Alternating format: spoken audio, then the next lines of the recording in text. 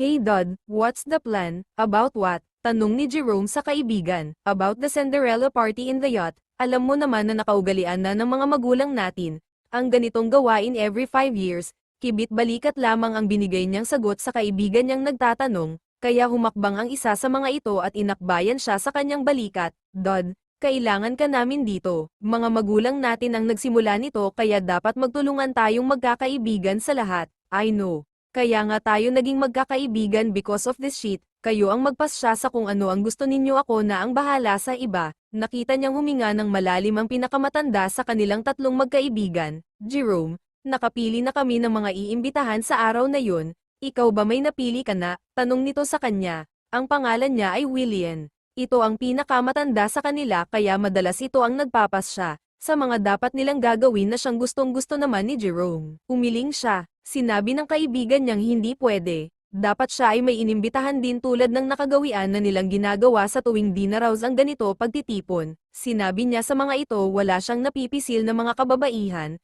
na imbitahan sa gabing yun, kaya ang ginawa niya nagpalaro siya sa kanyang kumpanya at kung sino ang maswerteng makabunot ng imbitasyon, ay ang mapalad na babae kanyang napili. Oh really? Paano kung kasado at pamilyado na ang nakabunot sa palaro mo? Sinabi niyang wala siyang magagawa kung yun ang mapalad na nakabunot, pero ang totoo ay hinabilin niya sa taong kanyang pinagkatiwalaan na dalaga ang pwede makakuha ng kanyang imbitasyon. Sinabihan din niya ang taong yun, bahala na ito sa diskarte kung paano nito gagawin. Dad, ang hina mo naman, 10 kababaihan na ang napadalhan ko ng imbitasyon, at ang lahat ng yun ay kumpirmadong dadalo. Good for you, William. Walang kagana-gana, sabi ni Jerome. Inalok siya nito kung gusto niyang tulungan siya nito, ngunit mariin niya itong tinanggihan. Sinabi niyang kaya ng kanyang sekretarya ang mga yon. Oh really? Mas malaki pa pala ang tiwala mo sa sekretarya mo kaysa akin.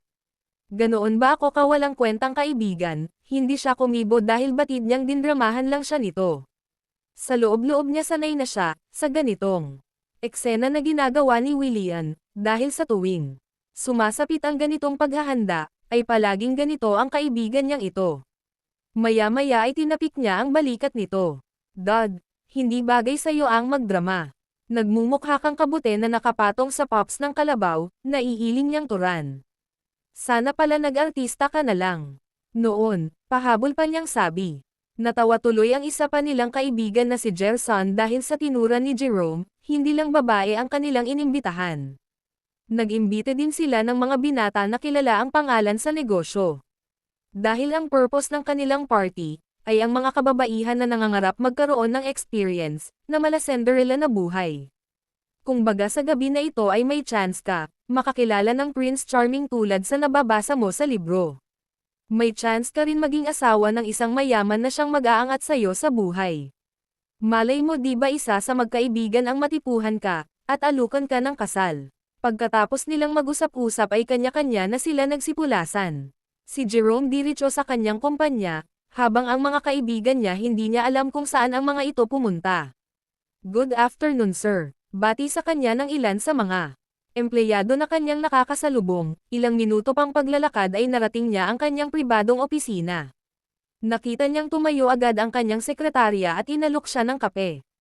Tumanggo siya kaya dali-dali itong umalis sa kanyang harapan. Sa pagbalik nito ay may dala na itong mainit na kape.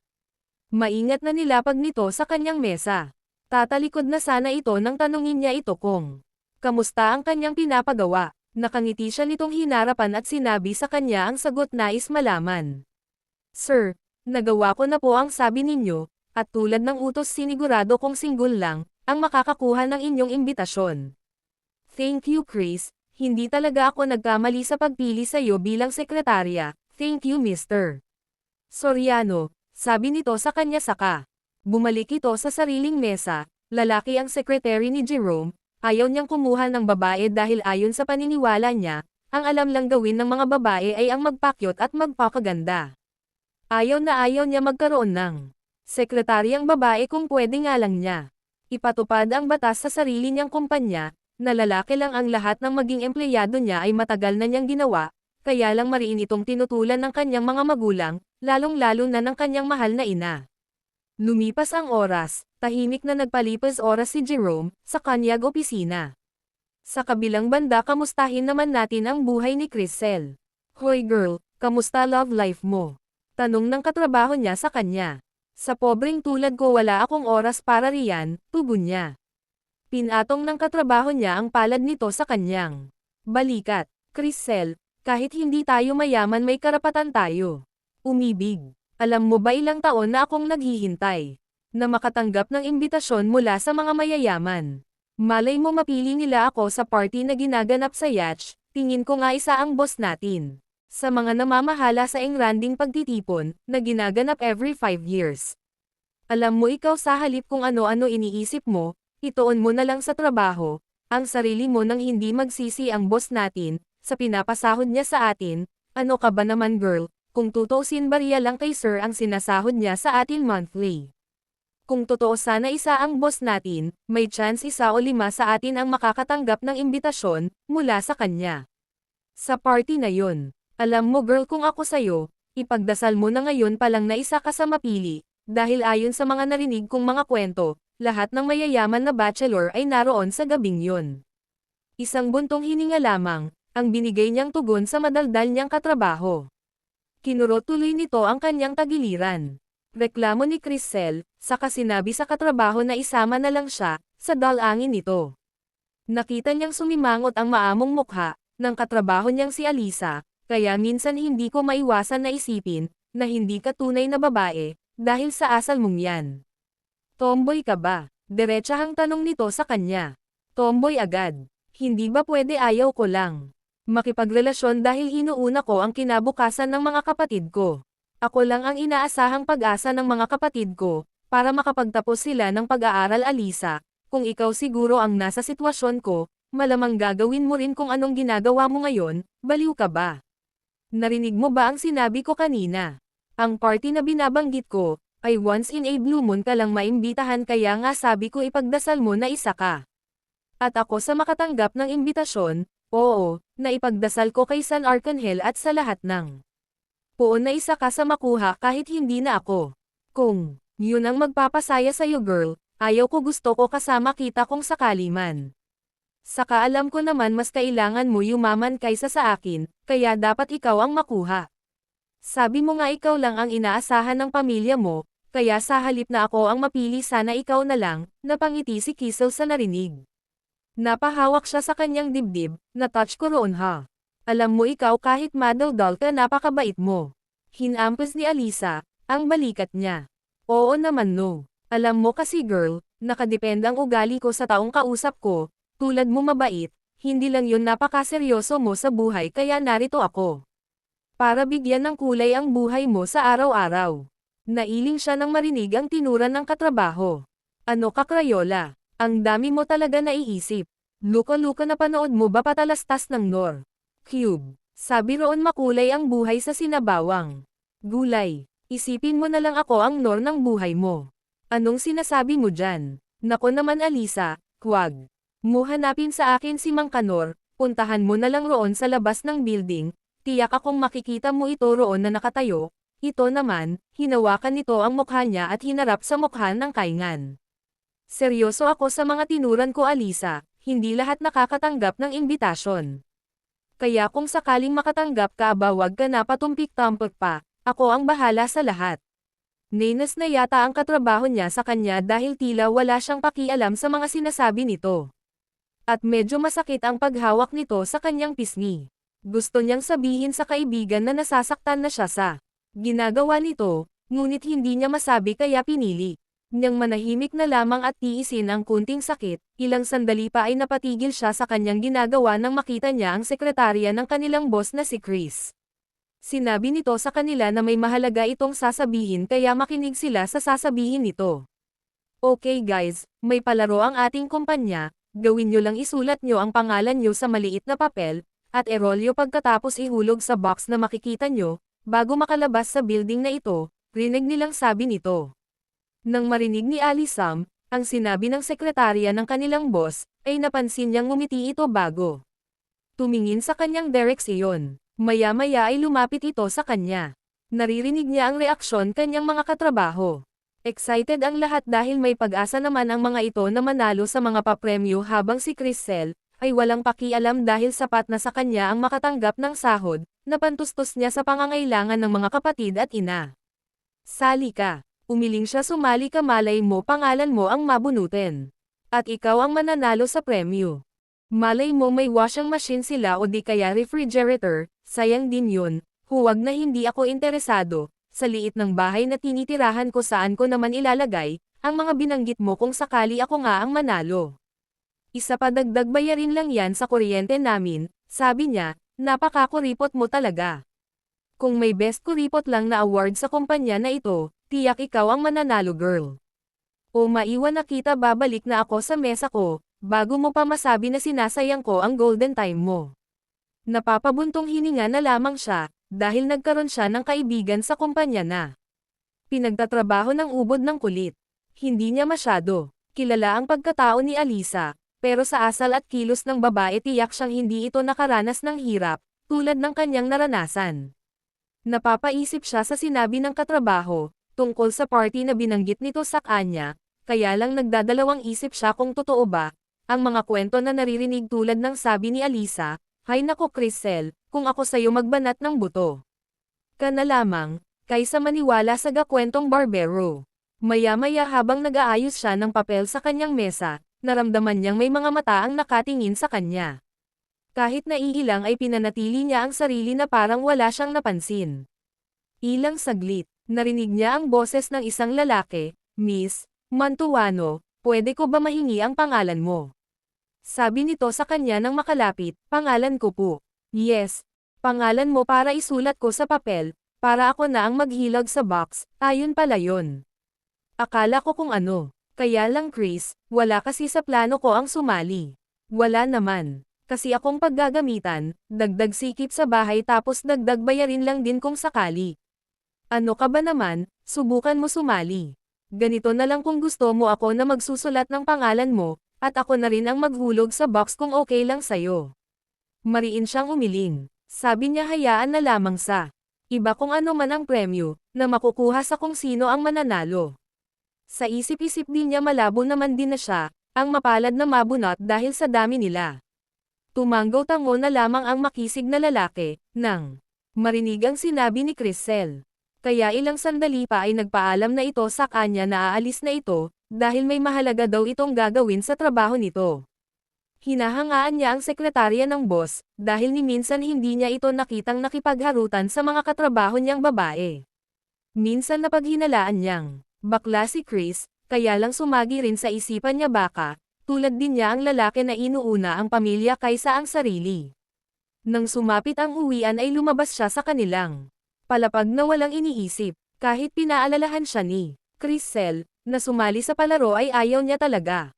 Pagkalipas ng isang linggo, pagpasok ni Crystal, sa trabaho ay sinalubong siya ni Alisa, na may ngiti sa labi, "Ang ganda ng ngiti ah. Siguro iniisip mong ikaw ang mananalo sa palaro ng kumpanya." Sabi niya sa katrabaho, "Parang nakangiti lang eh, hindi ka pa nasanay sa akin na always happy. Alam mo girl, malakas ang pakiramdam ko na makakatanggap ka ng magandang blessing ngayong araw." "Anong blessing naman kaya yun? Hindi naman ako pwede manalo sa loto dahil hindi naman ako tumataya." "O basta." Nang sumapit ang tanghali lahat sila ng mga empleyado ay nagtipon-tipon para makinig sa sasabihin ni Chris, dahil sasabihin na kung sino ang mapalad na nakakuha ng mga papremyo ng kumpanya, ang masweteng nakabunot ng refrigerator ay ang katrabaho nilang lalaki, ang ilan naman sa kanilang mga katrabaho ay may nakuhang washing machine, rice cooker, TV at marami pang iba. Babalik na sana ang lahat sa kanilang mga mesa, ngunit laking gulat nila nang banggitin ng sekretarya ng kanilang boss ang pangalan ni Crystal. Napalingon ang lahat sa kinaroroonan niya.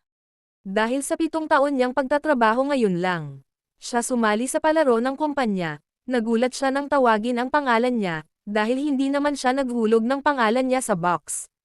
Sa loob-loob niya baka mali lang nang basa si Chris, subalit nang tawagin muli ang pangalan niya upang papuntahin siya sa harapan, ay kahit labag sa loob niyang humakbang ay inihakbang niya ang kanyang mga paa.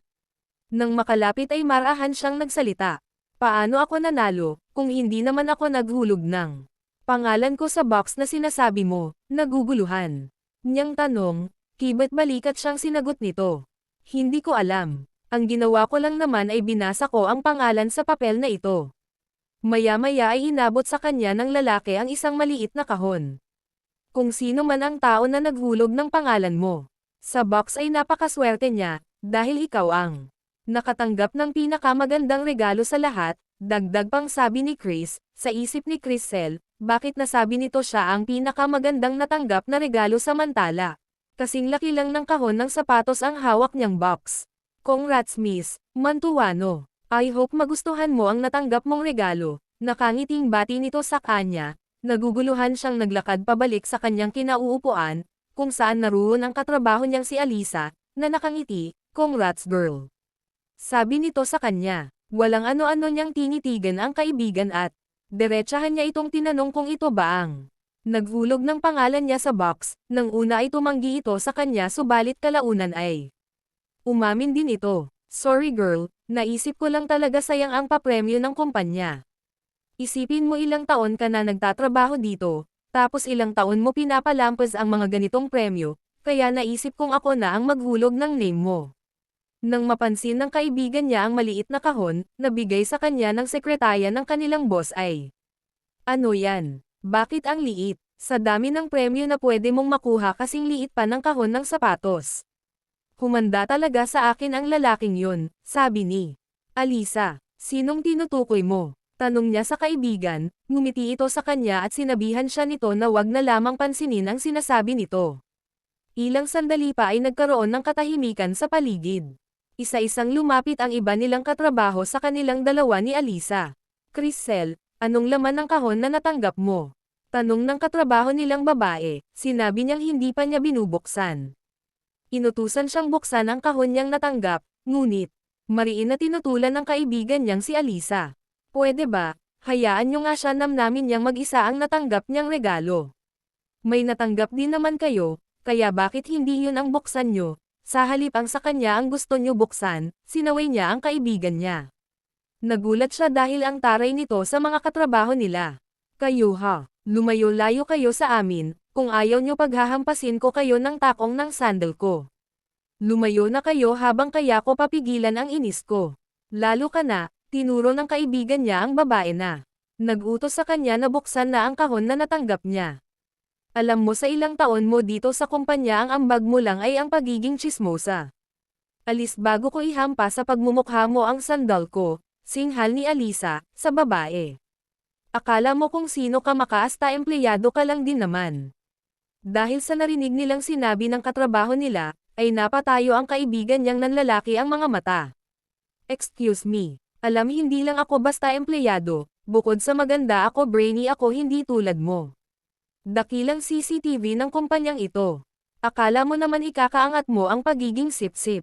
Sinaway ni Chriselle, ang kaibigan para patigilan ito. Walang ano-ano ay hinawakan nito ang kanyang braso. Chriselle, tayo na lalo lang ako ginutom sa tuwing may kaharap akong hipon, mataray na sabi ng kaibigan niya, saka nito marahang hinela ang kanyang braso. Para hindi na lumala pa ang bangayan ng mga ito. Nagpatianod siya sa hila ng kaibigan niya kung saan man siya dalhin. Nang medyo malayo na sila ay kinurot niya ng bahagya ang tagiliran nito. Ano ba nangyari sa'yo? Bakit bigla ka na lang nagtaray? Tanong niya. Ano ka ba naman girl? Pwede ba huwag ka masyadong mabait, para hindi ka abusuhin ng mga katrabaho natin? Hindi na lamang siya kumibo, dahil totoo naman ang sinasabi sa kanya ni Alisa. Alam mo ba may kilala akong lalaki na ayaw ng katrabahong babae? Wala na daw ginawa ang mga babae kundi ang magpaganda. Kung hindi, naman daw maarte ay malandi. Alam mo ba si Ruth, naiinis ako roon dahil bukod sa tsismosa. Kung ano-ano ang sinusumbong sa sekretarya ng boss natin. Teka, nga sino ba ang lalaking tinutukoy mo? Kunot noon niyang tanong. Huwag mo na alamin baka hindi ka maniwala kung sasabihin ko. Hay nako basta ayaw ko kay Ruth, kaya pwede ba umiwas ka roon? Kahit hindi mo naman sabihin, ay hindi ako masyado nakikipag-usap sa mga katrabaho natin, ikaw lang naman ang kinakausap ko kahit makulit ka ay mabuti ka namang tao, talaga. Ako ang fairy godmother mo na siyang tutupad ng mga wish mo sa buhay, sabi nito sa kanya sabay kindat. Nang sumapit ang uwian ay hinatid siya ni Alisa sa kanilang bahay. Thank you, sa libreng ride, sabi niya nang marating nila ang kanilang lugar. Walang anuman. Ngunit bago siya nito iniwan, ay pinalalahanan siya nito tungkol sa kahon na kanyang natanggap. Oo na, buksan ko agad pagkapasok ko sa silid, sasabihin ko rin sa'yo bukas kung ano ang laman ng kahon na nakuha ko, okay? No need, sige na aalis na ako. Sinabihan niya ang kaibigan na mag-ingat sa biyahe. Pagpasok niya sa kanilang bahay ay sinalubong siya ng kanyang dalawang kapatid. Good evening Ate Crisel, masayang bati ng mga kapatid niya, hinalikan niya ang mga ito sa noo.